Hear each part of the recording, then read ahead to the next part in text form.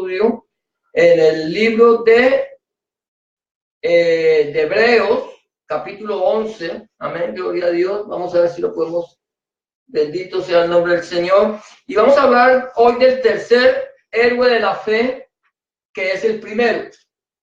¿Cierto? Ya estamos en el tercero, pero que es el primero. ¿Cuál sería el primer héroe de la fe del cual nosotros podríamos hablar de acuerdo a Hebreos 11? No. Pablo. No, vamos entonces del Antiguo Testamento, vamos a hablar. Entonces ya hemos hablado de Noé, hablamos de Noé, y vamos a hablar del tercero, que es el primero. Que es el primero. No precisamente, sino de Abel. Amén. Entonces, el texto de la enseñanza de hoy lleva como título Abel señalando al Mesías. Mira qué interesante es. Abel es de los primeros pobladores que hay sobre la faz de la tierra. Es interesante cuando la Biblia nos habla que Dios creó al hombre, nos habla que Dios cuando creó al hombre creó a Adán y Eva. Y después nos habla de que tuvo dos hijos que son Caín y Abel. Pero no nos habla de ningunos otros hijos.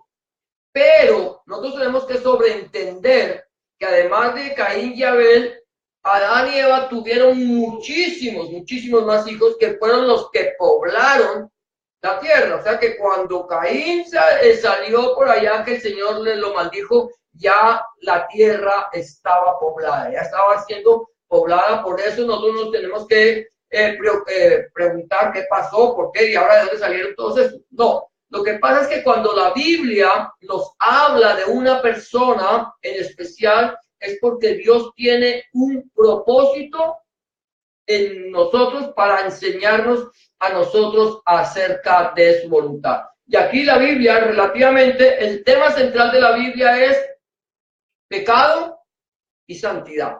Ese es el tema central de la Biblia, pecado y santidad. Todo se centra ahí. Pero entonces, aquí vamos entonces mirando, encontramos que cuando Adán dice que Adán conoció a Eva y dio a luz a Caín, y después dio a luz a Abel. No sabemos, como decía yo la semana pasada precisamente, decíamos que si Sem, Cam y Jafet serían trillizos. No lo sabemos, porque dice que en el año 500 de Noé engendró a Sem, Cam y Jafet. No dice que en el 500 engendró a Sem, en el 501 a Cam y en el 502 o 5 a Jafet. No, que en el año 500 de Noé él engendró a Sem, Cam y Jafet. No sabemos si eran trillizos o fueron engendrados en diferentes momentos. Lo mismo sucede con Caín y Abel. La Biblia me dice que Eva tuvo a Caín y luego nació Abel. Pero es interesante cuando habla de Caín y cuando habla de Abel, Dios nos muestra a estas dos personas. ¿Por qué? Porque el uno tipifica el pecado, la maldad, tipifica la persona que tiene inclinado su corazón a hacer de continuo el mal. Ese es Caín, el que pudiendo haber rechazado el pecado, no lo rechazó, sino por el contrario, abrazó el pecado e hizo lo malo delante de los hombres. Abel tipifica la santidad, tipifica a la persona que temerosa de Dios, que busca de la presencia de Dios, que quiere conocer más y más de Dios y quiere andar conforme a la voluntad de Dios. Ahora nosotros decimos, ¿por qué? Abel señalando al Mesías. Recuerda una cosa, cuando el hombre peca, inmediatamente que el Señor lo va a expulsar, le da una sentencia al hombre, él dice, le habla tanto a la serpiente antigua que es el diablo y Satanás, y a la mujer, y al hombre, ¿no? Al género humano, dice, pondré enemistad entre tu simiente y la simiente de la mujer. Tú le herirás, ella te herirá en la cabeza y tú le herirás en el calcañar. Ahí estaba la primera promesa de redención que Dios le estaba dando al ser humano. Era la primera. Alguien decía, pero entonces Dios le avisó a Satanás que él iba a hacer sentencia sobre él, que ya le avisó del Mesías. Sí, Satanás sabía. Satanás sabía. Dios no esconde nada. Dios es claro. Satanás sabía que iba a venir un Mesías, un Redentor. Y Satanás conoció al Redentor. Satanás vio a Abel, quizás, ese Redentor, y lo mató. Satanás, cuando el Señor Jesús nace, ¿te acuerdas que llegan y vienen y le dicen, ¿dónde vienen los sabios de Oriente? Dice, ¿dónde está el rey de los judíos que su estrella hemos visto en el Oriente y hemos venido a adorarle? Satanás estaba allí, en el corazón de Herodes, e intentó quitarle la vida a nuestro Señor Jesucristo. Satanás sabía que Jesús, ahí supo que Jesús era el Mesías, y quiso evitar que Cristo cumpliera la voluntad del Padre. De tal manera que como no lo puede matar cuando es niño, entonces cuando empieza su ministerio va y lo tienta. Si él no sabía que era el Hijo de Dios, ¿para qué va a ir a tentarlo? Si él no sabía que Jesús iba a venir a redimir al mundo, ¿para qué iba a tentarlo? Ahora, cuando el Señor Jesús dijo, a mí nadie me quita la vida, digo, yo tengo poder para entregarla y tengo poder para volverla a tomar. Satanás pensó que cuando nuestro Señor Jesucristo iba a la muerte, pensó que le estaba venciendo. Dice que nadie le quita la vida, pues ahí te mando. Ahí ya te quedaste condenado y te vas para la cruz. Lo que no sabía Satanás es que ahí, en esa cruz, se iba a cumplir la promesa de redención que había sido dada en Génesis 3:15, en el libro de Bereshit. Allí, el Señor dio la sentencia y en Cristo se cumplió. Entonces, ¿Satanás sabía que venía un redentor? Claro que sabía. Cualquiera que diga que Satanás no sabía, entonces no sé en qué clase de Biblia está leyendo o qué clase de doctrina tiene. Pero Satanás sabía, Satanás conoció, Satanás entendió y Satanás sabía que el Señor iba a venir y lo iba a bajar del trono donde él se va a encumbrar. Y sabe que un día el Señor vendrá y lo lanzará al lago que arde con fuego y azufre. No lo quiere aceptar, es otra cosa, pero que vendrá. Por eso hablamos de que Abel está señalando al Mesías. Abel es un tipo de lo que el Señor venía a hacer. Mira, vamos a leer Hebreos 11, capítulo 11, versículo 4. Estamos hablando de, ahí en tu Biblia quizá tiene un título que dice Héroes de la Fe. Por eso estamos hablando del tema de Héroes de la Fe. Vamos a ir mirando, meditando en estas personas que están escritas aquí en el libro de Hebreos. Hebreos, en el capítulo 11, lo que hace el escritor de los Hebreos es que empieza a mostrar cada una de las personas que anduvieron en fe delante de la presencia del Señor. Fe, ahí lo dice él, es la certeza de lo que no se ve, la convicción de lo que se espera. Eso es fe. Que en hebreo se dice emuná, fe. Eso es lo que es la fe. Vamos a decir lo que dice Hebreos capítulo 11, versículo 4, que dice de la siguiente manera.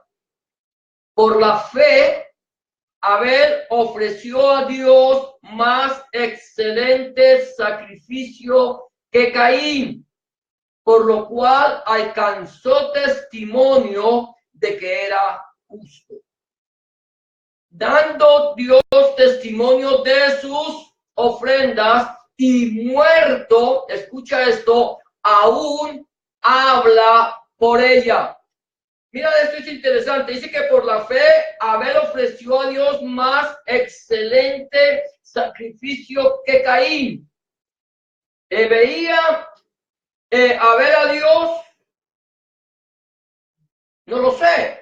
¿Caín lo vería? No lo sé. Pero ellos habían sido enseñados por Adán, por Eva, que nosotros deberíamos ofrecerle a Dios parte de lo que Él nos había dado, parte de lo que Él nos da. Ofrecerle a Dios en gratitud, no porque Dios necesite nada, Aquí es donde hay donde el enemigo tuerce la enseñanza. No de diezmos, déselo a los pobres, Dios no necesita. No, Dios no necesita. Y si una persona no da diezmos, si una persona no ofrenda, si una iglesia no ofrenda, no da diezmos, si una persona no da, una iglesia no da nada, Dios será fiel para sostener a los que trabajan en su obra. Pero las personas que se congregan en esa iglesia no le pidan a Dios que les bendiga. ¿Por qué? ¿Porque Dios es malo? No, sino porque como Dios es bueno, es justo, es fiel, Él dice, mire, ustedes lo que me ofrecen a mí, que lo ofrecen con amor, si es que lo dan, es porque yo quiero que las personas que trabajan en mi obra tengan un sustento para que puedan sobrevivir. Y cuando ustedes lo hacen, entonces yo les voy a abrir las ventanas de los cielos y voy a derramar bendición hasta que sobreabunde. Ese fue el propósito de Dios.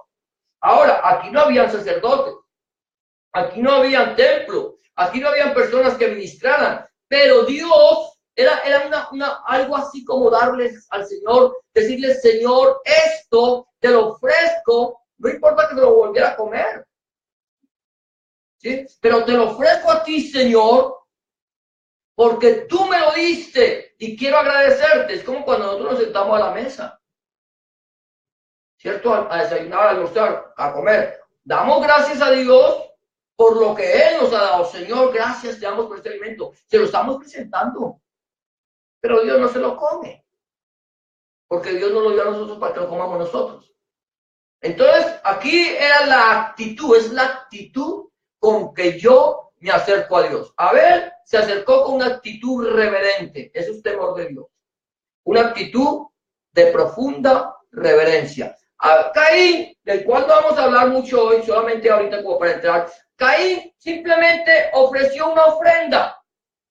Lo primero que encontró, lo hizo por obligación, porque le han dicho que tenía que hacerlo. Pero como Dios conocía el corazón del hombre, por eso se agradó, o por lo que conoce el corazón del hombre, por eso se agradó de la ofrenda de Abel. Dios se agradó de la ofrenda de la viuda. Señor, pero Señor, esa ofrendita de la viuda, ni $1, ni $1, Señor, le echó. En cambio, mira, Señor, yo doy 500. Entonces, como yo doy 500, acuérdate que me tienes que volver 1.000.000. Esa mujer ni $1, no dio ni $1, pues dale por ahí $10, Señor, porque tú tienes que darle de acuerdo a lo que dan. Pero, es lo que el Señor dice, esta mujer dio de su sustento todo lo que tenía. Tú me diste lo que te sobraba. Las sobras. Tú me diste las sobras de lo que te di. Entonces el Señor miró con agrado la ofrenda de la mujer. Pero la ofrenda de los fariseos y de todos estos eran desagradables a Dios. Para nosotros, entre más de mejor. Ay, hermano, tan dadivosos los hermanos, así que sigan. Porque no es que nuestra mirada está puesta en el dinero. Pero cuando nuestra mirada está puesta en el Señor, nosotros no miramos quién dio más o quién dio menos. A ver quién da más. ¿Quién va a traer la ofrenda de 500 para que el Señor le bendiga con 1.000.000? Ofrenda de 500, rápido, pasen a ver. Y a ver entonces a la ofrenda de 200 para que el Señor los bendiga con 500.000. Van a ver rápido. Y la gente, como es el negocio. Pero aquí no vamos a hablar de esto. Entonces vamos a mirar lo que dice la palabra de Dios. Dice que por la fe Abel ofreció más excelente sacrificio que Caín, y aún muerto, la ofrenda habla de él. Ahora, la fe, vamos a hablar de Abel, un aliento de vida. La palabra Abel, el nombre Abel significa aliento. Aliento. Eso es lo que les dio Abel a Adán y Eva. Mira lo que dice allí en Génesis capítulo 4, dice, después dio a luz a su hermano Abel, y Abel fue pastor de ovejas y Caín labrador de la tierra. Caín significa adquirir. Adquirir significa Caín. ¿Cuánto les gusta adquirir? Ah, es que adquirí una casa, es que adquirí un carro, es que adquirí esto, es que adquirí 1.000.000, adquirí esto. Eso es lo que significa adquirir, Caín. Caín significa adquirir. Eso fue lo que dijo Eva. Eva era la que le ponía los nombres a Caín, a los hijos, creo que es así. Dice, por voluntad de Dios he adquirido varón. Y por eso le puso por nombre Caín. Pero cuando nace Abel, le pone por nombre Abel, que significa aliento. Es algo, dar aliento, ¿sabes lo que es dar aliento, cierto? Cuando tú estás desalentado, cuando la vida no te vale nada, ¿cierto? Cuando nosotros creemos que todo nos viene de mal en peor y llamamos a alguien y decimos, ay, hermano, mire, es que me siento tan mal, es que me quiero quitar la vida porque todo me sale mal. Y otro dice, hermano, no se queje. A mí me va peor que a usted. A mí me está yendo ahí como los perros. ¿Qué le vamos a hacer? Yo la pregunta es, ¿estoy alentando al hermano? No, por el contrario, estoy diciendo, vaya, quítese la vida y de paso, mire a ver si consigue algo como me la quito yo. No, nosotros tenemos, eso es lo que el Señor quiere que nosotros seamos. Aliento de vida para otras personas. Que nosotros podamos ser personas que en vez de desanimar a otros, le levantemos los brazos. Así como sucedió con Moisés cuando estaban en la pelea contra los amalecitas, que vino Ur y Aarón y le levantaron los brazos a Moisés, porque Moisés, cuando él levantaba los brazos, el pueblo de Israel prevalecía en la batalla. Pero como Moisés se cansaba, bajaba los brazos, entonces los amalecitas prevalecían en la batalla. Y entonces Moisés levantaba los brazos, levante los brazos y bájelos. Y entonces eso era un tira y jale. Y ellos se dieron cuenta que cuando Moisés levantaba los brazos, entonces el pueblo prevalecía. Tomaron a Moisés, lo sentaron en una roca, que esa roca es Jesucristo, y allí le levantaron los brazos y ellos estuvieron a los lados de Moisés, teniéndole los brazos levantados. Aunque Moisés se cansara, no iba a bajar los brazos porque habían dos personas que se los estaban levantando, le estaban dando aliento, y eso permitió que el ejército de Israel prevaleciera contra los amalecitas. Nosotros tenemos que ser personas que debemos alentarnos los unos a los otros. Debemos tener una voz de aliento. Dios, el Señor, le dio a este hombre y ellos estaban pensando, yo creo que Eva dijo, bueno, llegó el Redentor. Vio en Abel el Redentor, no vio en Caín el Redentor, no vio en su primogénito, si era el primogénito no lo sé, pero no vio en Caín el Redentor, sino que cuando ve a Abel, cuando nació Abel, no sé si nació como Jacob y Esaú, que eran gemelos, no lo sé, o mellizos, no lo sé, la Biblia no me lo dice, pero cuando nació Abel, Eva vio en Abel, en el rostro de Abel, vio en ese niño como al Redentor. Dijo, este es el que nos va a redimir de la maldición que Dios trajo sobre la tierra. Y lo llama Abel, aliento. Este es el que nos va a dar aliento. Y este hombre Abel, que fue el que vino a darles aliento a ellos, demostró en su corazón que era un hombre conforme al corazón de Dios. No solamente David, este hombre estaba demostrando que amaba al Señor con todo su corazón. Bien había visto Eva en Abel un redentor, porque ella veía en ese niño, vio la gloria de Dios, lo que no vio en Caín. ¿Por qué en Caín no lo vio? No lo sé.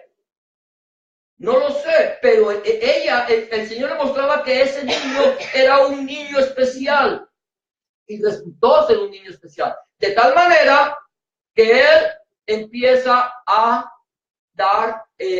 darles aliento de vida. Ahora, estamos diciendo que Abel significa aliento. Mira lo que dice Hechos capítulo 17, versículos 24 y 25. Dice, el Dios que hizo el mundo y todas las cosas que en él hay, siendo Señor del cielo y de la tierra, no habita en templo hecho por manos humanas. no, ni es honrado por mano de hombres como si necesitase de algo, pues Él es Él es el quien da a todos vida y aliento de todas las cosas. A ver, significa aliento. ¿Quién es el que nos da a nosotros vida? ¿Quién es el que nos da a nosotros aliento de vida? El Señor, nuestro Señor Jesucristo, Adonai Yahshua Mashiach. Mira, es que es interesante, es que aquí está hablando del Creador.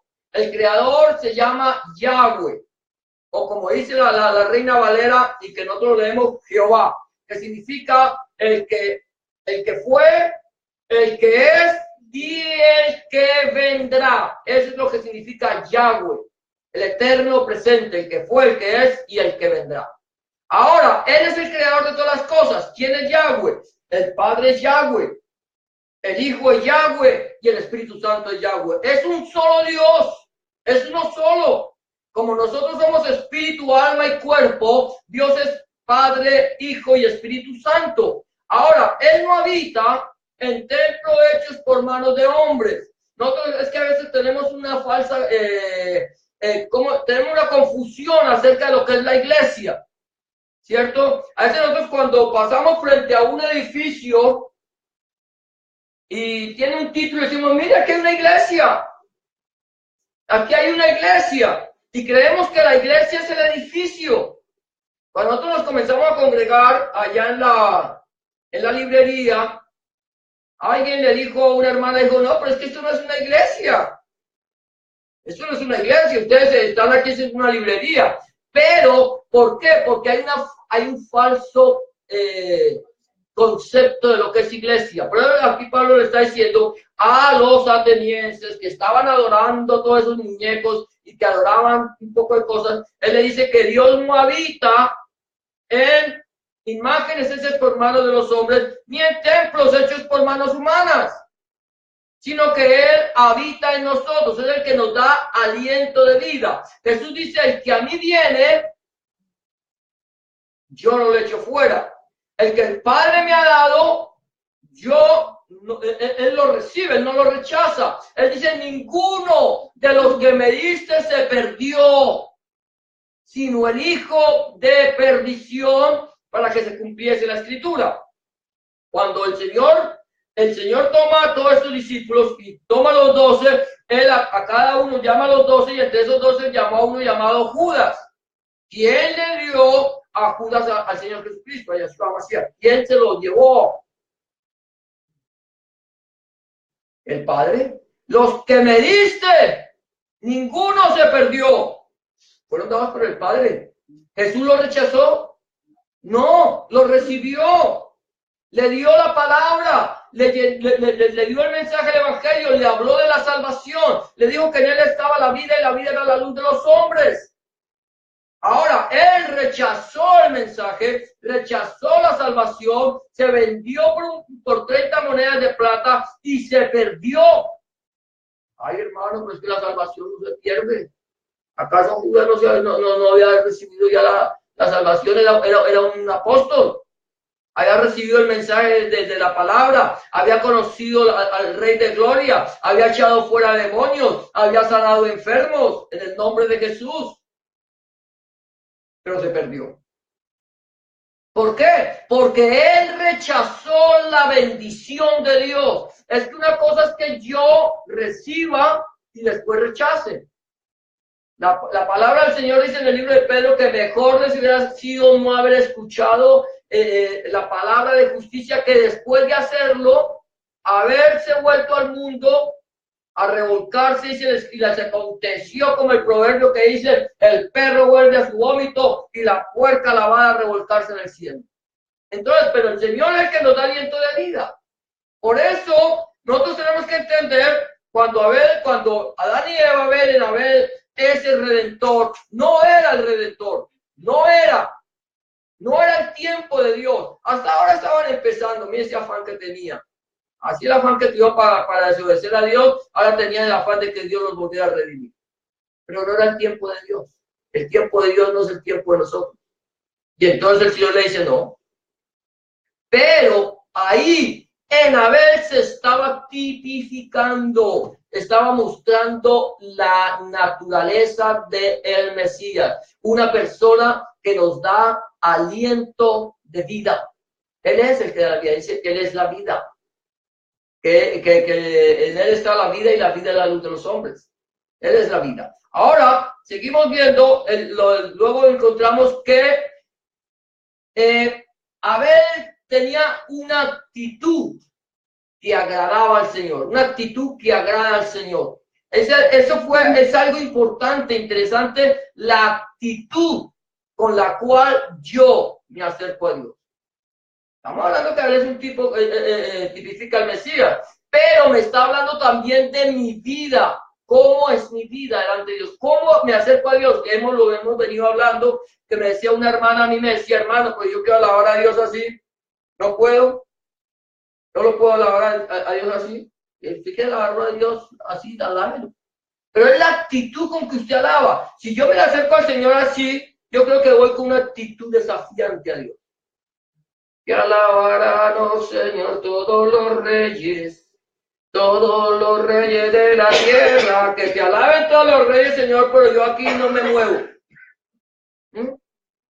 Sí, los reyes, eso lo dice el libro de los Salmos, pero es la actitud, una actitud que agrada a Dios. La actitud de Caín era una actitud totalmente contraria a la de Abel. La actitud de Abel, mira lo que dice, Abel trajo también, mire, Caín primero le trajo la ofrenda al Señor, antes que Abel. Caín era agricultor. ¿Usted cree que al Señor le ofendió que le hubiera ofrecido cereales y esto? No. Era agricultor. Es que, hermano, es que el sacrificio, lo que uno tiene que ofrecerles animales. No. La Biblia me habla de ofrenda de cereales. La Biblia me habla que había que ofrendarle cereales al Señor. No siempre eran ofrendas de animales. O sea que al Señor no le desagradaba que le ofrendaran cereales o le agradaba que le ofrendaran animales, que le ofrecieran sacrificio. A él lo que le agradaba era la actitud. Él lo que mira es la actitud del siervo. Caín, lo primero que encontró, no le importó si estaba bueno o si estaba malo. No creo que hubiera sido lo más malo. No lo creo. No creo no, es que esto es lo que ya no me sirve. No, lo primero que encontró una ofrenda común y corriente, cualquier cosa. Al Señor le llevo cualquier cosa, lo primero que encuentre.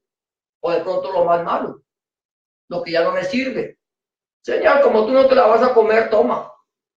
Ahí te ofrezco lo que no me sirve en agradecimiento por lo que me diste. Esa actitud. Dice que Caín trajo una ofrenda a Dios. Si lo ves más atrás, dice en el versículo 3, creo que debe decirlo. ¿Sí? Pero el versículo 4 de Génesis 4 dice, y Abel trajo también de los primogénitos de sus ovejas. Lo primero los primogénitos son los primeros.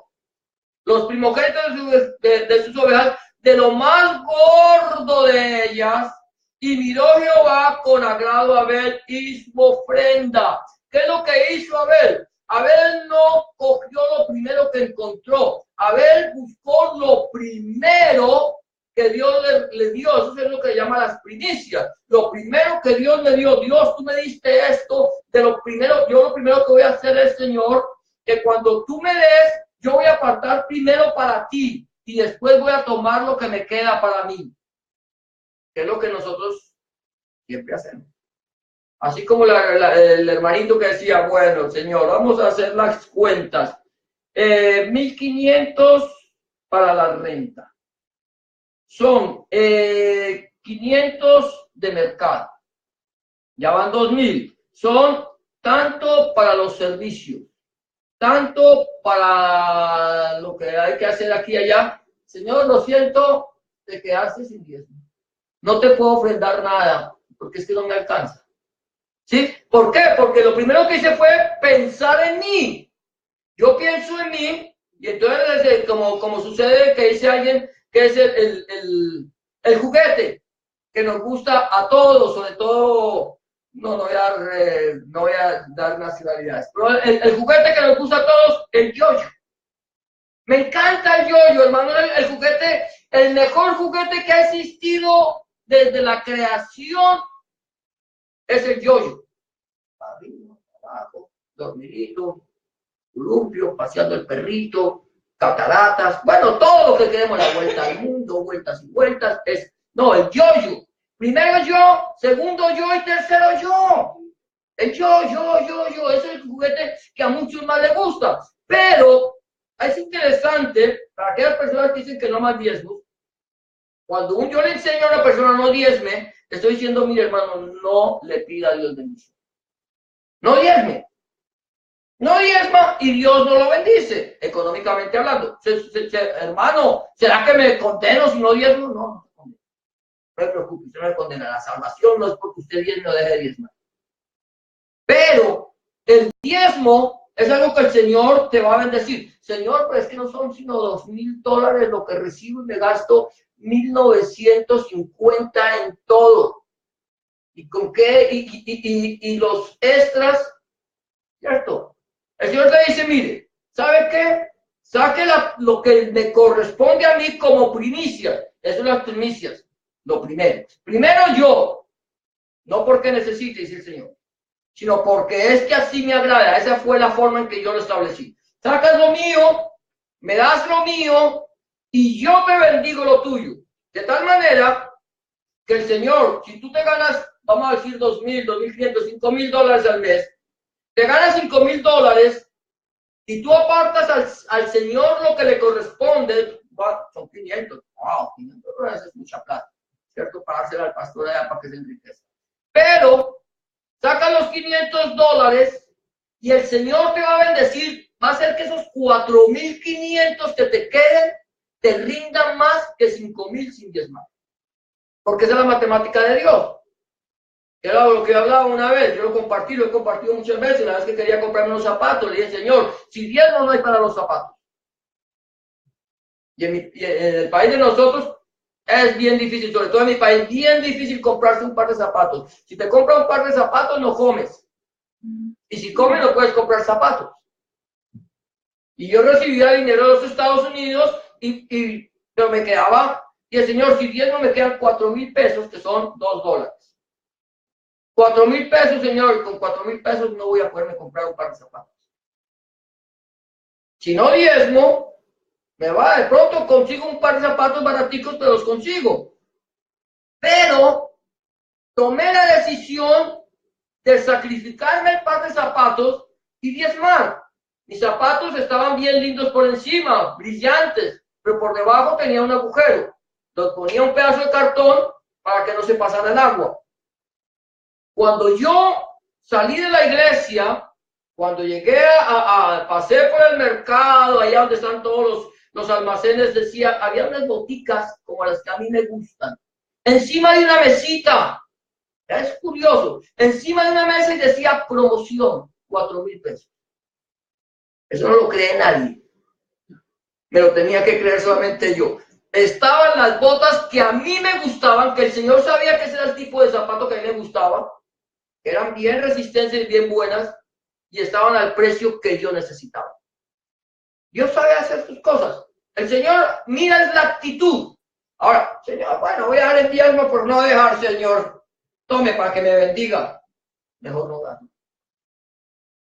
¿Por qué? Porque el Señor no mira con agrado eso. Es que, hermano, si no diezmo me ponen en la lista de los que no diezman, entonces mejor diezmo, hermano. No diezmo, hermano, que salga en la lista. ¿Qué le importa que salga en la lista? Hermano, si no diezma, no, hermano, no diezmo. ¿Por qué? Porque no quiero. ¿Quién me obliga? Nadie. Pero si yo lo hago de corazón, eso fue lo que hizo, a ver, no era un diezmo. No era un diezmo, yo no sé si ya existía la ley del diezmo. Pero con Abraham sí existía el diezmo y con Jacob. Y no había ley. Pero aquí saco lo mejor, lo más gordo, lo mejor para mi Dios, porque mi Dios se merece lo mejor. Y lo voy a sacrificar, le voy a dar esta ofrenda al Señor, porque esa es la actitud que agrada al Señor. Fue la actitud de la viuda. Fue la actitud de muchas personas que entregaron lo que tenían por agradar a Dios. Y sin esperar nada a cambio. Es que cuando yo espero algo a cambio, ya sé aquí es el trueque. Yo te doy, pero me devuelves. No, Señor, si tú no me quieres dar, Señor, gloria a ti. Yo sé que tú me vas a dar, yo lo sé. Es que esa es mi fe, yo sé que Dios me da. Y aún dando, Él me dará. Pero, dando o no dando, Él me va a dar. Porque Él no es hombre para que mienta, ni hijo de hombre para que se arrepienta. Pero Él bendice, es nuestra actitud, una actitud que agrada. Vamos a seguir. Mira lo que dice allí en Mateo 12:18. Aquí estamos hablando de Abel. He aquí mi siervo, a quien he escogido, mi amado, en quien se agrada mi alma. Pondré mi espíritu sobre él y a los gentiles anunciará juicio. Aquí el Señor está hablando de nuestro Señor Jesucristo, de Adonai Yeshua HaMashiach, pero es lo mismo que estaba pasando con Abel y es lo mismo de lo que pasa con nosotros. Queremos que el Señor diga, he aquí mi siervo. Señor, no, a mí no me diga siervo, Señor. Yo soy el líder de la iglesia. A ti no. Entonces no es para ti. Porque el mensaje es para los siervos. Porque el siervo es el que se humilla, el siervo es el que se entrega, el siervo es el que trabaja, el siervo es el que lo hace todo sin esperar nada a cambio. El líder es el que se impone, el que dirige, el que quiere que todo el mundo lo mire. Ese es el líder. Por eso el Señor nunca llamó líderes para que trabajaran en su obra. ¿Sabías tú eso? He aquí mi líder Moisés, mi líder Abraham, mi líder David. Nunca. El Señor siempre dijo, he aquí mi siervo. Mi siervo es Elías, Isaías, Jeremías. Mi siervo. Son siervos. Porque en el siervo es que Dios se agrada. Dios se agrada en el siervo. La actitud de Abel era la actitud de un siervo. La actitud de Abel era la actitud de una persona que lo entrega todo por el Señor. La actitud del Señor Jesucristo es que Él lo entregó todo. Él lo entregó todo, no solamente por el Padre, sino porque lo entregó todo para obedecer al Padre. En obediencia, Él se entregó en obediencia, lo entregó todo, pero por amor a la humanidad, por amor a nosotros. Él siendo Dios, se hizo hombre, siendo Dios. Y no escatimó, dice la palabra del Señor, el ser igual a Dios como cosa a que aferrarse. No, yo soy Dios. ¿Qué tal? Si yo soy Dios, ¿qué me voy a hacer como esos hombres? Si yo soy Dios y yo lo creé todo, ¿por qué me voy a hacer semejante a la creación? Si yo soy Dios y les dije a los hombres que me obedecieran, que el día que desobedecieran a mi palabra iban a perecer, iban a morir, iban a quedar separados de mi presencia y no me obedecieron, que se sobre. ¿Quién les manda? Yo soy Dios, no me obedecieron, ahora ahí tienen las consecuencias. No, la actitud de Dios fue la actitud de Abel. La actitud de Dios fue despojarse de lo que él era, de lo que más amaba. Despojarse de lo que más amaba y entregarlo para que él llevara sobre su cuerpo, sobre su humanidad, el pecado de todos nosotros. Y no lo mandó como Dios. Nuestro Señor Jesucristo no bajó a la tierra como Dios. Siendo Dios, se despojó de la divinidad. Se despojó. O sea, se vistió de carne y de hueso. Se hizo hombre, se hizo ser humano, para que con él poder sentir en carne propia lo que estaba sintiendo, lo que él había creado. Sentir en carne propia las consecuencias del pecado. Sentir en carne propia el estar separado de Dios, separado del Padre. Ah, no, pero es que nuestro Señor Jesucristo era un hombre con una comunión íntima con el Padre. Él y el Padre uno solo son. Todo el tiempo habló de que el Padre era uno solo. Todo el tiempo dice, yo vengo en nombre de mi Padre. Mi Padre ha estado, trabaja y yo trabajo. Yo estoy con el Padre. A pesar de que estoy aquí en la tierra, el Padre está conmigo. aquí mi siervo a quien yo he escogido, mi amado en quien se agrada mi alma. Entonces, el padre abandonó al hijo. El hijo dejó de tener comunión con el padre. Sí. Mire esto, el Señor tiene comunión íntima con el Padre, pero Él se hizo hombre para sentir en esta carne lo que es estar separado del Padre, lo que es estar separado.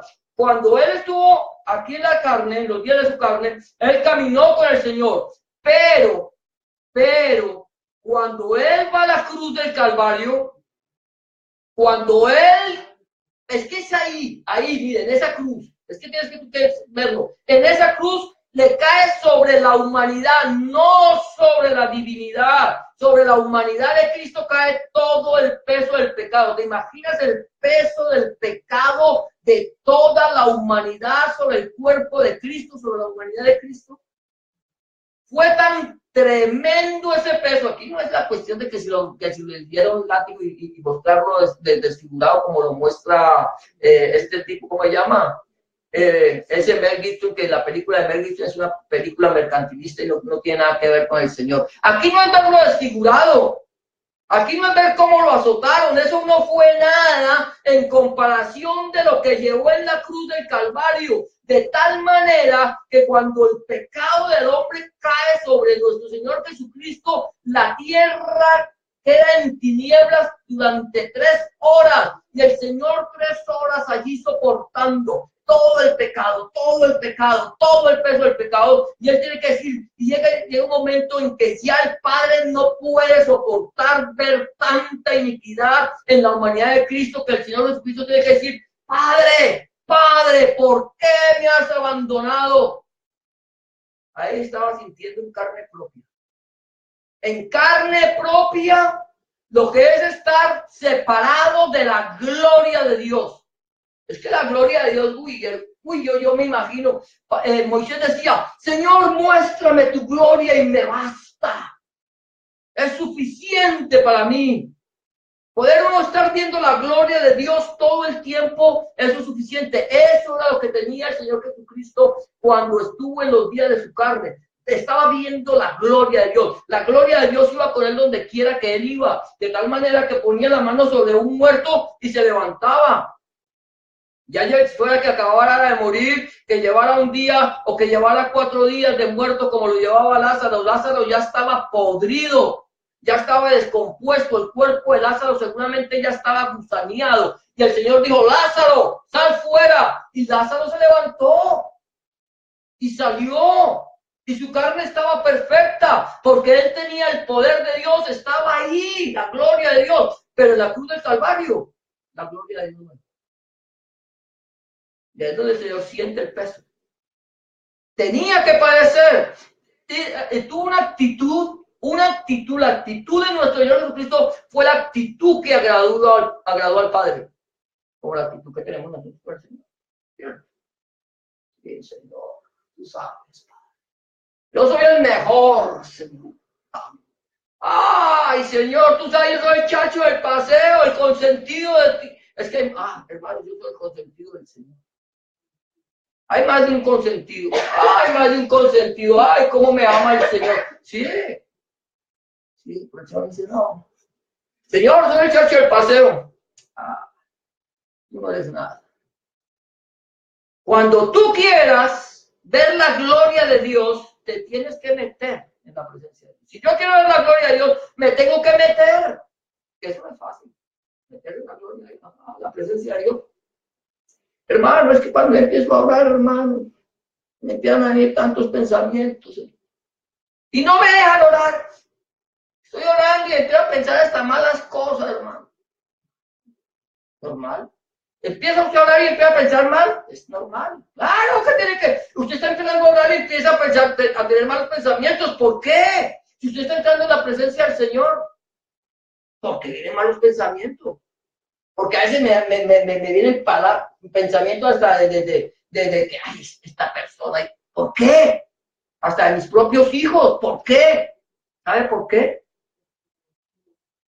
Perfecto, Satanás te va a mandar dardos de fuego. ¡Fua! ¡Fua! ¡Fua! Mira, Señor, sí, ay, Señor, pues, pero cuando tú te metes, cuando ya Satanás se cae, porque es que tomar el escudo de la fe con las que podamos apagar los dardos de fuego del maligno, estamos hablando de fe. Te metes, sí, Señor, no importa, Señor, yo sé que tú eres poderoso, yo sé, y te metes, y cuando ya estás adentro, no hay quien te saque.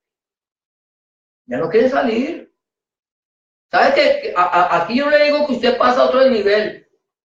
Yo no sé qué pasa, a otra dimensión no lo sé. Lo único que sé es que está en la presencia del Señor, está en el lugar santísimo. No es otro nivel, el nivel es el mismo, pero la presencia es diferente. Ya no es, esto no se habla de nivel, esto se habla de presencia. Entonces eso es lo que el Señor Jesús tenía esto. Era la actitud que agradaba al Padre. Abel, la actitud de Abel fue una actitud que agradó a Dios. Y esa actitud de Abel que está señalando al Mesías, y es la actitud de nuestro Señor Jesucristo, es la actitud que yo debo tener. No es fácil, ¿no? Pero el Señor le dice, ejemplo os he dado para que como yo he hecho, ustedes también hagan. Hermano, yo quiero lavarle los pies porque el Señor me dio ejemplo de que le lave los pies. No, no.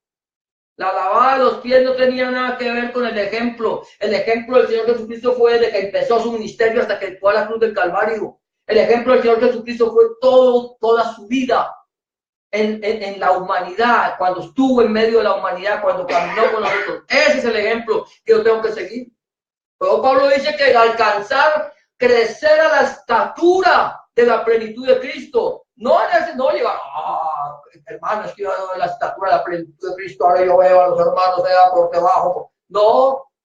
La estatura de la plenitud de Cristo. ¿Cómo era Cristo en los días de su carne? ¿Cómo caminó? ¿Cómo actuó? ¿Cómo fue su actitud? Entonces la actitud de Cristo, que fue la actitud de Abel. Entonces esa es la actitud que yo tengo que tener. La actitud de Cristo, la plenitud de la altura de Cristo. Entonces, ¿cuál es la altura de Cristo? Empieza, hermano, a humillarse. Empieza, hermano, a servir. Empieza, hermano, a trabajar en la obra. Empieza, hermano, a sentir dolor por las almas. Empiece a buscar de la presencia de Dios. Esa era la actitud de Cristo. La actitud que agradó al Padre. La actitud de Abel, la actitud que agradó al Padre. De tal manera que cuando vio el sacrificio, la ofrenda de Abel, le agradó. La de Caín no le agradó porque era una actitud que era por no dejar. Hermano, es que voy a la iglesia por no dejar, hermano. Es que si no voy, hermano, ¿qué van a decir, hermano? Y más que la iglesia es pequeñita. Si es grande, entonces de pronto ni me echan de menos, ¿cierto? Entonces mejor vamos a una iglesia grande, así nadie sabe si fui o no fui. Como cuando llegué una vez a la iglesia, que yo era ministro de la iglesia, yo era un siervo de la iglesia, y llegué al final del culto. Al final del culto, mi hermano vino a supervisar a ver quién vino. El supervisor, llegó el supervisor a ver quién vino a la iglesia, porque no estuvo en el servicio. Pero como la gente sabía, y no, la iglesia era grande, pero no tan grande que eso sí alcanzaba a saber quién. Y más si uno estaba predicando, si uno estaba sirviendo, entonces había más. Entonces el hermano no vino al culto, pero sí vino a supervisar. Entonces, a veces mejor una iglesia grande, así nadie sabe, aunque sea ministro. No, nadie sabe si vino. Hoy va a predicar el pastor fulano de tal. ¡Gloria a Dios! Porque el otro pastor se fue a paseo. Por allá y no tiene nada que ver con el pastor. Oh, gloria a Dios que ojalá que hayan pastores suficientes y que podamos ir de paseo, sí, pero no dejarlo al Señor en la mitad del camino. Entonces, mira lo que dice Génesis capítulo 4, versículos 9 y 10. Estamos hablando, una sangre que clama. Una sangre que clama. Dice, y Jehová dijo a Caín, ¿dónde está Abel tu hermano? Y él respondió, no sé. ¿Soy yo acaso guarda de mi hermano? Y él le dijo, ¿qué has hecho? La voz de la sangre de tu hermano clama a mí desde la tierra. ¿Ya a Dios por ahí? ¿Alguien ve a Dios? No, nadie ve a Dios, entonces Dios no me ve a mí. Si yo no veo a Dios, Dios no me va a ver a mí. Si Dios no existe, yo tampoco existo. Entonces yo soy una ilusión, yo no existo, porque ¿de dónde salí yo? Pero aunque yo no vea a Dios, Dios sí me ve a mí. Caín no sabías, pensaba que Dios era algo así como una especie ¿de qué sería? De personaje que va de vez en cuando y chequea a ver que todo vaya bien. Pensaba que Dios solamente miraba lo que yo hacía. ¿Por qué? Mira, que había una comunicación de parte de Dios directa con el ser humano. A pesar de que el ser humano ya había sido apartado de la presencia de Dios, Dios seguía teniendo comunicación con el hombre. Caín se ensañó contra Abel porque a Dios no le agradó su ofrenda. Porque le agradó la de Abel. Porque Dios no miró con agrado la ofrenda de él, porque la ofrenda de él era una ofrenda de cualquier cosa.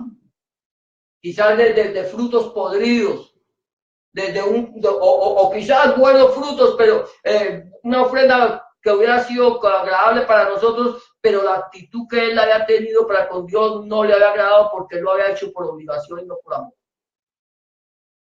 ¿Por qué Dios tiene que amar más a él? Porque Dios tiene que mirar, entonces venga, vámonos al campo, vamos a pasear y allá, tome y lleve. Y lo mató. Y le dice el Señor, ¿dónde está Abel tu hermano?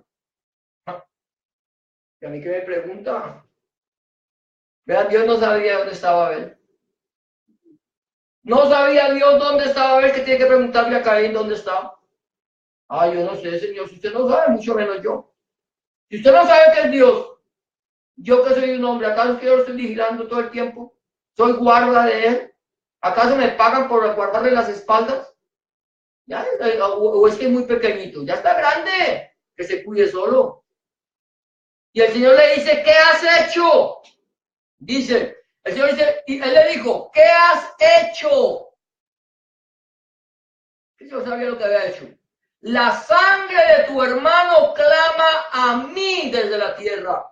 La sangre de Abel, el justo, estaba clamando. Había sido derramada injustamente. Era un hombre que había, con un corazón conforme al corazón de Dios. Había actuado de una forma agradable a Dios. Había buscado agradar a Dios como nosotros lo buscamos. Y ahora, Señor, yo estoy buscando agradarte a Dios. Y entonces viene y ahora más encima me persiguen.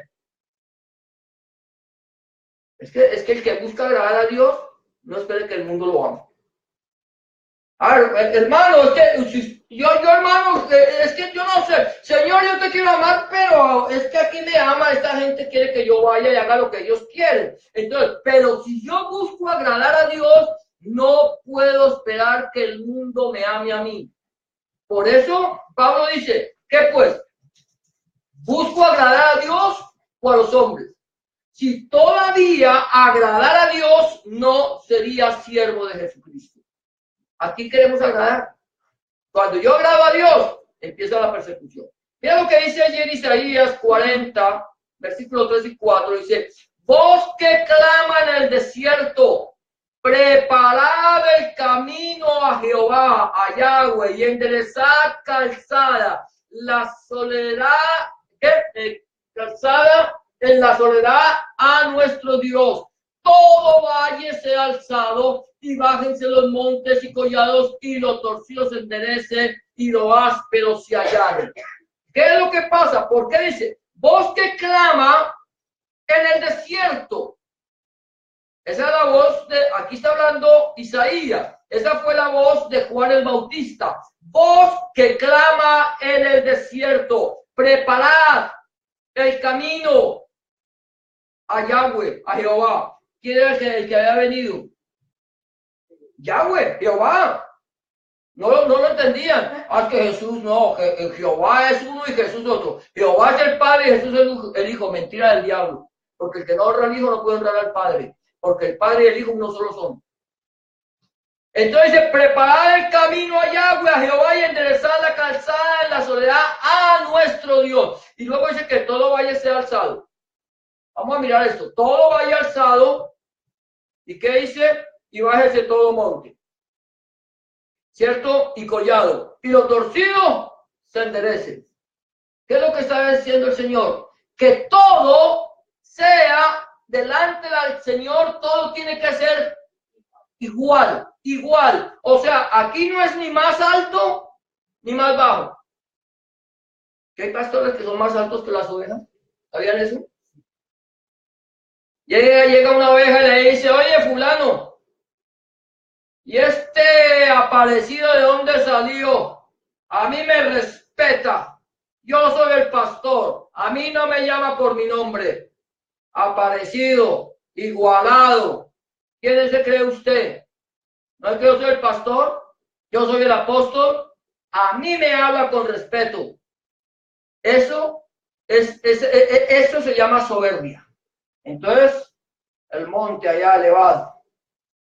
Pero el Señor dice, no, Señor, aquí no. Delante de mi presencia hay una voz que clama, una sangre que clama, una sangre que está clamando justicia. La sangre de Abel clamaba justicia, estaba clamando allá desde la tierra, clamándole a Dios que se hiciera justicia. Estaba clamando Dios, a Abel, la sangre de Abel, para que Dios castigara a Caín. No. Estaba clamando, Señor, haz justicia, que todo monte se baje, que todo llano se levante, que todos seamos igual delante de tu presencia, que todos podamos ser como tú quieres que nosotros seamos. Señor, ese es el deseo de Dios. El deseo de Dios es que ninguno se pierda, sino que todos procedan al arrepentimiento. El deseo de Dios es que ninguno se crea más que el otro en cuanto a lo que es. Pablo dice, mire, ninguno de ustedes se tenga más alta estima de lo que debe tener, sino mire a su hermano como a usted mismo, como a igual. Es que aquí eso es así. Olvídate, aquí no es que el pastor, hermano, camina en las nubes. O al pastor hay que levantarlo porque el pastor es el pastor. Y al pastor hay que respetarlo porque el pastor. Al pastor lo respeta como se respeta a usted. Al pastor lo respetamos como respetamos al hermano o a la hermana. El pastor debe respetar a los hermanos como quiere que los hermanos lo respeten a él. Si el pastor se cree que está por encima de la iglesia, está equivocado. Si hay una persona que siente que está por encima de la iglesia, está equivocado. Y esa es la sangre que está clamando que nosotros seamos justos, justicia. Y eso es lo que el Señor vino a hacer. El Señor mandó a Juan el Bautista a que predicara el mensaje del Evangelio del Reino. Arrepentíos, porque el reino de los cielos se ha acercado. El hacha ya está puesta en la raíz de los árboles y todo árbol que no dé fruto será cortado. Arrepiéntanse. ¿A quién le decía? ¿A quién le estaba diciendo Juan que se arrepintiera? A todos, no solamente le estaba diciendo a las prostitutas, no solamente le estaba diciendo a los borrachos, no solamente le estaba diciendo a los ladrones, se lo estaba diciendo a los fariseos, se lo estaba diciendo a los doctores de la ley, se lo estaba diciendo a los sacerdotes, le decía a toda la humanidad, arrepiéntanse, porque si ustedes no dan frutos dignos de arrepentimiento, el hacha ya está puesta a la raíz del árbol, y si ustedes no dan buen fruto, van a ser cortados. Arrepentimiento, ¿qué significa arrepentirse? Volverse a Yeshua, ¿no? Volverse a. ¿Acaso los sacerdotes tenían que volverse a Dios? Definitivamente. Los intérpretes de la ley, sí, todos. ¿Sabe por qué? Porque ellos tomaban la palabra, la leían, pero no la practicaban, no actuaban. Tomaban la palabra, leían la palabra, no entendían la palabra, porque no la entendían, y hasta el día de hoy siguen sin entenderla. Y entonces, como no la entendían, como yo no entiendo la palabra, entonces lo que dice aquí la palabra del Señor en el capítulo 38 de Ezequiel, vamos a mirar el Talmud. Lo que el Talmud diga, eso es. Entonces, bueno, pero no somos judíos. Entonces vamos a lo que dice Ezequiel 38, el libro azul de Russell. ¿Qué dice Russell? ¿Saben quién es Russell? ¿O quién fue? No, el fundador de los Testigos de Jehová. Lo que dice. Pero no, entonces yo no entiendo. Entonces lo que dice José Smith en el libro de Mormón. Como no entendemos la palabra, tenemos que ir a otro libro que nos explique la palabra. Y eso es lo que estaba pasando con fariseos, con los saduceos, con los sacerdotes, con los intérpretes de la ley, con hasta los maestros y los sacerdotes. Ninguno entendía la palabra. Y el Señor les tiene que decir, ay de vosotros, escribas y fariseos, hipócritas, que enseñáis como mandamiento. Dice, bien profetizó de vosotros Isaías. Este pueblo de labios me honra, mas su corazón está lejos de mí, porque enseñan como mandamientos doctrina de hombres. Hermanos, como yo soy el apóstol, tengo derecho a predicar lo que se me parece. Así no lo diga la Biblia. Yo tengo la autoridad. Me fue la autoridad. ¿Quién se la dio? No sé quién, pero me la dieron. Y a mí no me interesa lo que dice este libro. Viene el uno y lo tira por el suelo. El libro es un libro. Es la actitud. La actitud que yo tuve con la palabra de Dios. Con el contenido que había en el libro. El otro dice, Dios habló. La palabra a las espaldas. Y ahora trae palabra fresca a través de mi boca. Y entonces ya la Biblia no la necesita. Porque Dios habló. Dios no habló. Amén. Dios habló. Dios nunca ha hablado. Dios sigue hablando. Dios está hablando. Él es el eterno presente. Él habla. Entonces, el Señor dice, allanar, una sangre que clama. Vamos a seguir allá. Aquí, un sustituto. Un sustituto. O sea, aquí vamos a ver. Dice, y luego vamos más adelante. Seguimos con Abel, pero ¿qué pasó? Dice, y conoció de nuevo a Adán a su mujer. Acuérdate que Abel ya falleció. Génesis 4:25. La cual dio a luz un hijo y llamó su nombre Set, que significa sustituto. Porque Dios dijo a ella, me ha sustituido otro hijo en lugar de Abel, a quien mató Caín. Un sustituto. Necesitamos alguien, un sustituto para nuestra vida. Alguien que tome nuestra posición. ¿Qué pasa? La Biblia dice, ahí en Romanos 3:23, si no estoy mal, dice, por cuanto todos pecaron, están destituidos de la gloria de Dios. Y se dice todos, son todos ellos. Yo no, porque yo soy tan bueno. Yo no le hago el mal a nadie. Yo no robo. Yo no fumo. Yo no bebo. Yo no mato. Entonces, pero cuando la Biblia dice todos, es todos. A ver si es 3:23. Dice, por cuanto todos pecaron, están destituidos de la gloria de Dios. Romanos 3:23. Todos. Entonces, si yo he pecado y estoy destituido de la gloria de Dios, no puedo entrar. Necesito a alguien que tome mi lugar, que haga sustitución de mi lugar para que yo pueda estar en un lugar de privilegio, de santidad, y ahora ya para poder entrar a la presencia de Dios. La Biblia dice, por cuanto todos pecaron, pero Romanos 5:18, si no estoy mal, a ver qué dice, Romanos 5:8, perdón, dice, mas Dios, escucha esto, eso no es instituto, mas Dios muestra su amor para con nosotros en que siendo aún pecadores, no santos, no buenos, no rompemos platos, siendo aún pecadores todos nosotros, Cristo, Mashiach, murió por nosotros. ¿Por quién murió Cristo? Por nosotros. ¿Para qué? Para que nosotros, por su muerte, nosotros tuviéramos vida eterna. Romanos 6:23 dice, porque la paga del pecado es muerte, mas la dádiva, o sea, el regalo, la dádiva de Dios es que vida eterna en Cristo Jesús, Señor nuestro. ¿Sí dice así con Romanos 6:23? ¿Alguien lo tiene? ¿Sí? Así dice, ¿no? Amén. Romanos capítulo 6, versículo 23 dice, porque la paga del pecado es muerte, mas la dádiva de Dios es vida eterna en Cristo Jesús, Señor nuestro. No sé si dice Señor nuestro, pero ¿cierto? Amén. Gracias, hermano. En vida eterna, Él tomó el lugar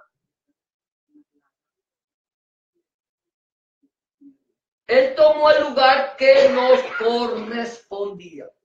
El lugar que nos correspondía a nosotros, Él lo tomó.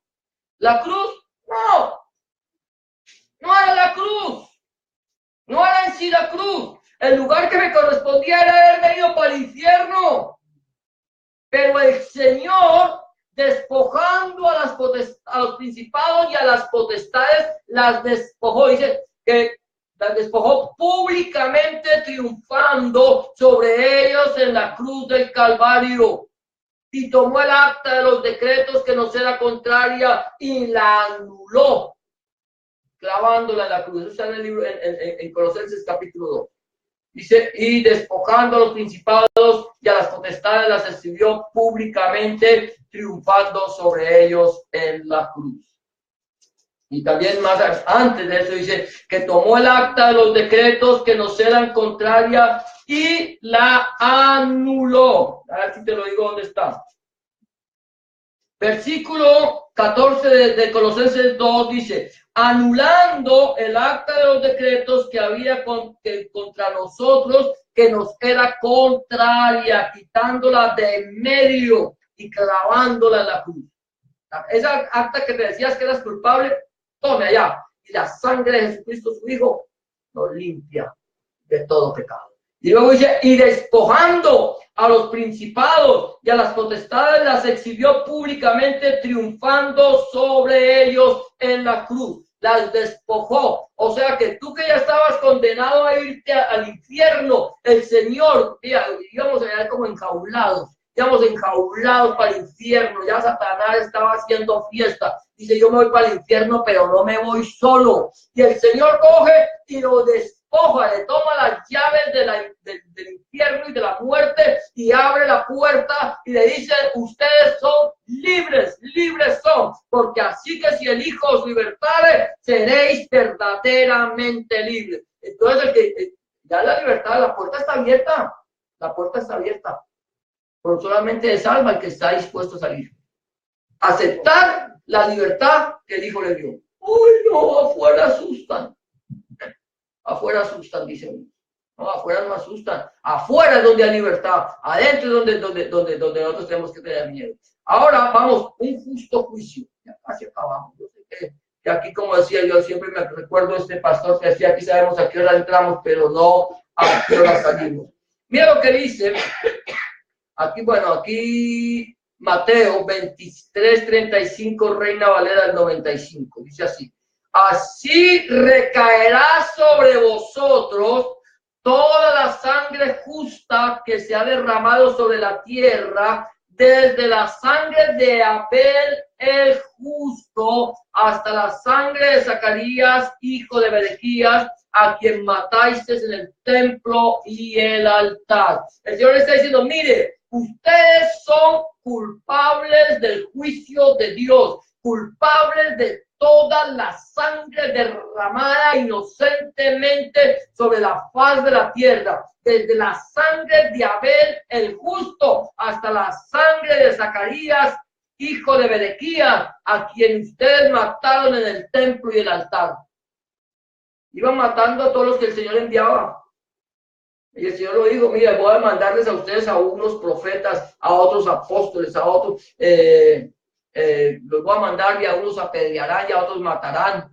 Y el Señor dice, te mandaré por último a mi Hijo amado, quizás tenga misericordia de él. Y cuando vieron que vino el Hijo, el Mesías, Yahshua, Dios dijo, ahí viene el Hijo, matémoslo, para que la heredad sea nuestra. Se lo querían quedar todo. ¿Saben qué es lo que querían los judíos? Coger la palabra de Dios, este libro, y apoderarse de él. Este es nuestro, el libro es de nosotros, somos el pueblo escogido y somos los santos, ustedes los gentiles son unos perros. El libro no le pertenece al pueblo de Israel. Se lo han querido apoderar. No estoy hablando de todos los judíos en general, de algunos. Algunos dicen, ustedes no tienen derecho a leer el Tanaj. El Tanaj es para los judíos. No, esta palabra es la palabra de Dios que se le encomendó al pueblo de Israel para que la predicaran. Pero como no quisieron, entonces el Señor le quitó y se lo dio a otras personas que era mejor fruto de él. y a unos mataron y a otros apedrearon, y vieron al Señor Jesucristo que venía predicando el evangelio del arrepentimiento, el evangelio del reino, de arrepentimiento para perdón de los pecados, y ya vamos a matarlo para que no predique más sobre arrepentimiento, porque el Señor les estaba poniendo el dedo en la llaga. Vamos a ver, mira lo que dice. Dice, y de la manera, justo escucha, y de la manera que está establecido para los hombres que mueran una sola vez y después de esto, ¿qué? El juicio. De la manera, aquí es un justo y juicio que el Señor ha decretado. Aquí no, hermano, es que no, aquí las religiones son facilistas. Todas las religiones son facilistas. Todas. Los de allá de la India, no se preocupe, usted muere, si usted no alcanzó el nirvana, tranquilo, que usted se muere y reencarna en una vaca. Y cuando reencarna en la vaca, como la vaca es sagrada, ya después ya va a llegar a pasar, entonces ya no va a necesitar, no va a tener más karma. O si entonces vas a decir, se murió, hermano, le tocó, porque como fue tan malo, reencarnar en una pulga, pero fue tranquilo, hermano, que la pulga no dura más de un día. Eso que, ya la mataron y ya pasa usted a otra vida. Y así va reencarnando hasta que llegue a alcanzar la plenitud y va donde Dios. Fácil. Porque de una u otra manera voy a ir. Pero si me voy al catolicismo, entonces me dicen, no se preocupe, tranquilo, se murió en pecado. Pague. Haga misas para sacar al alma del purgatorio. Fácil. Das para el purgatorio y de un día para otro usted se va a salir. Cualquier momento sale. ¿Cierto? Y si es desde los musulmanes, tranquilo, mátese por Alá que usted se va para el cielo rapidito. Y si son los mormones, no, los mormones no hay problema. Tranquilo, su papá se murió en pecado. Allá, metan para el agua y bautícese por su papá para que se salve. ¿De dónde? Toda esa enseñanza. Y si de los testigos de Jehová, no, tranquilo, solamente 144,000 se van a la presencia de Dios, con el Cordero. El resto a vivir eternamente sobre la tierra. Y los que pecaron, se acabó, no hay nada. Entonces, si no hay nada después de la muerte, comamos y bebamos, que mañana moriremos. Pero si vamos a vivir aquí eternamente, los que nos salvamos, vamos a vivir apeñiscados. Imagínense ahí caminando ya, los salvos. Pero la Biblia dice que está establecido para los hombres que mueran una sola vez. No hay reencarnación ni cosas por el estilo. Y después de esto, el juicio. Los muertos en Cristo resucitarán primero. Bienaventurado y santo el que tiene parte en la primera resurrección, la muerte ya no tiene poder sobre él. Pero los que murieron sin Cristo, entonces resucitarán y se presentarán delante del Señor al trono, al juicio del trono blanco, y allí los hombres serán juzgados según sus obras. El que no se haya inscrito en el libro de la vida, irá a parar al lago que arde con fuego y azufre, la cual es la muerte segunda. Y eso no es fin de vida. Muerte es separación. Y la muerte segunda es separación total de la presencia de Dios. Donde el gusano no muere y el fuego nunca se apaga. El alma es inmortal, pero ¿a dónde vamos a ir a pasar? Dice una sangre redentora. Gloria a Dios, ya vamos. Capítulo 12, 24, en hebreo dice, a Jesús, el mediador del nuevo pacto, y a la sangre rociada que habla mejor que la de Abel. Nosotros nos hemos acercado, no al monte Sinaí. ¿Alguien sabe lo que pasó en el monte Sinaí?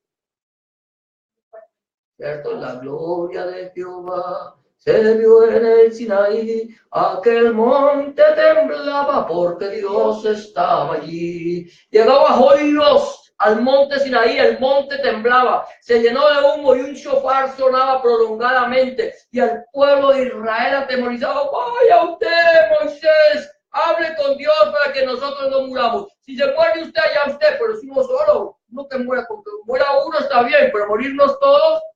Pero aquí el Señor a través de Hebreo dice, ustedes no se han acercado al monte Sinaí, al monte que temblaba, al monte que echaba humo. Ustedes se han acercado al mediador de un nuevo pacto. Allí en el monte Sinaí, mi amado hermano, se dio el pacto pacto de Dios con Israel. Ustedes hacen esto y viven. El nuevo pacto dice, ustedes creen y vivirán. La sangre de Cristo es una sangre que nos redime, una sangre que nos compra. Es la sangre que es rociada, que habla mejor que la de Abel. Es la sangre del nuevo pacto. Mira lo que dice Gálatas capítulo 3, versículo 13.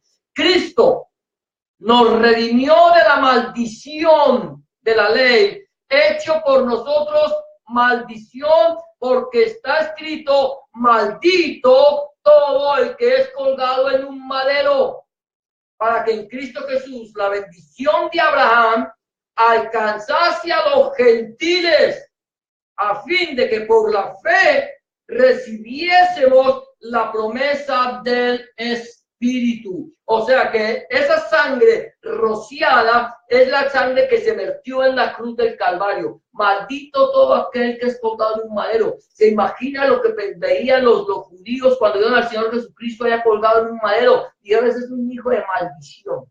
Se hizo maldición, pero por nosotros.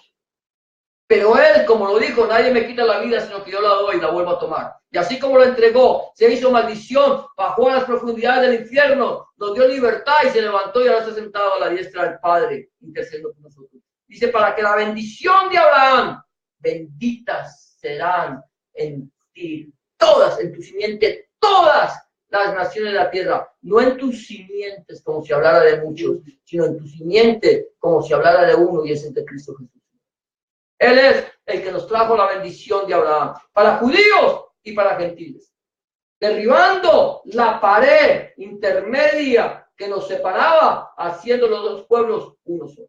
Para el Señor no hay judíos ni gentiles, para el Señor hay es redimidos o condenados, como haya estado mi vida. Entonces, con esto vamos a terminar. En la sangre de Cristo la que nos redime. Abel es un tipo de nuestro Señor Jesucristo, mostraba a nuestro Señor Jesucristo, y es la actitud de Él la que agradó a Dios, como nosotros debemos andar también delante del Señor, la actitud que tuvo nuestro Señor Jesucristo delante de nosotros.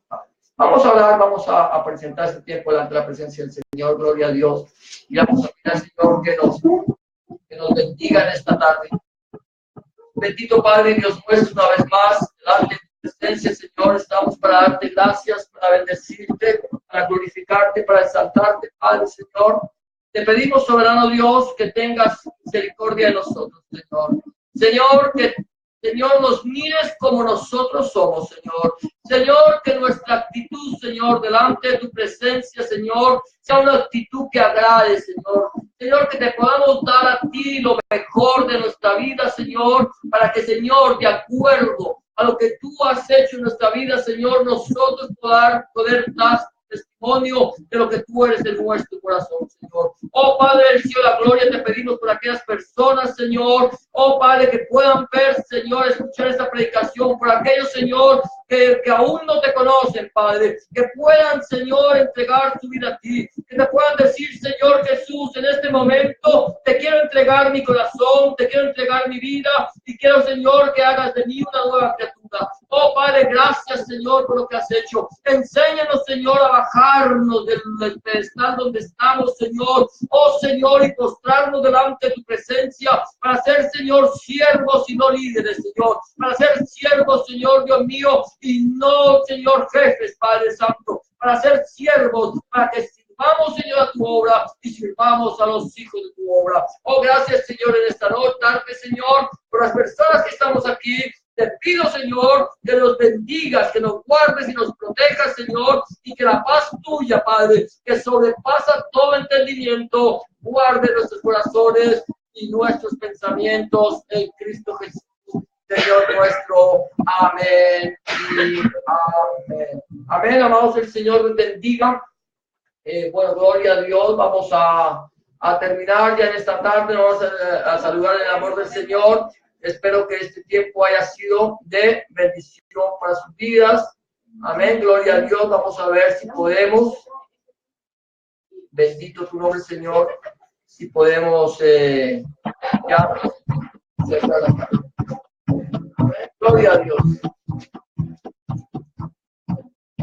Saludamos allá a todos y Nina, a Antonio Casas, bendiciones para todos. El Señor le bendiga. hasta el viernes en la casa de mi hermana Jenny y mañana por internet.